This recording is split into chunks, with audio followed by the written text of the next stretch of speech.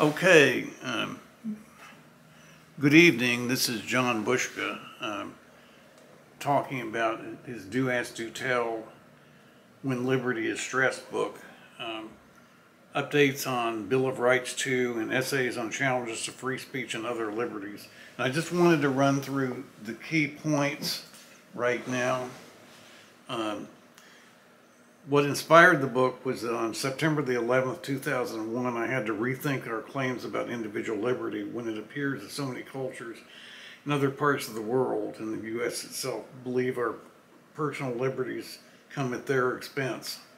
These tend to be cultures that place more emphasis on group identity, especially religious, and less on individual initiative. Here are the key points. The strongest social tension now in the West is between individualism and Identarianism.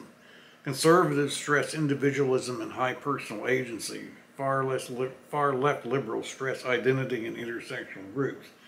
Classical liberalism also stresses personal agency, which is authoritarianism emphasizes loyalty to a group, a nation, or a tribe's or possibly religious identity's future, and may express the use of force to achieve equity among groups, especially workers or groups that have been held back or oppressed in the past.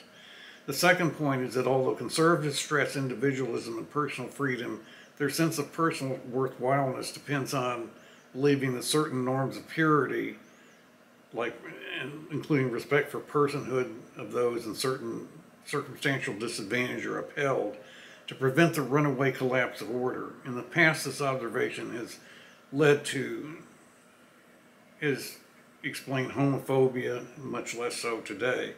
At a personal level, conservatives don't like to be goaded into personal contact with other individuals with whom they have low opinions, possibly because their notions of purity provide them personal motivation. Individual rights do need to be shielded from government intrusion. In practice, this includes institutional intrusion by corporations as well as influential groups.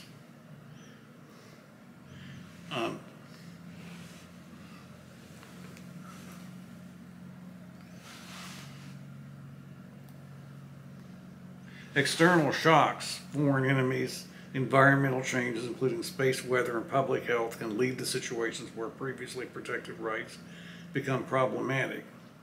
Point number 5, an otherwise democratic society can remain more stable when exposure to personal risks is shared more equitably. Conscription, filial responsibility, other people's children issues, for example. We usually talk about fundamental rights with respect to a system of laws, but there is no human right to be born in safer circumstances than others, as this is not possible. Point 6, it may be useful to have public forums to secure more reliably some forms of right, like privacy. Number 7, freedom of speech does not guarantee freedom of reach. Number 8, in sexuality and gender areas, there are interesting parallels between human issues that become critical at various times. And number 9, the last one, individual agency expressed with discrimination and choosing personal significance to others does, when added up over a society, tend to make the world a more unstable place. I call that the mousetrap problem.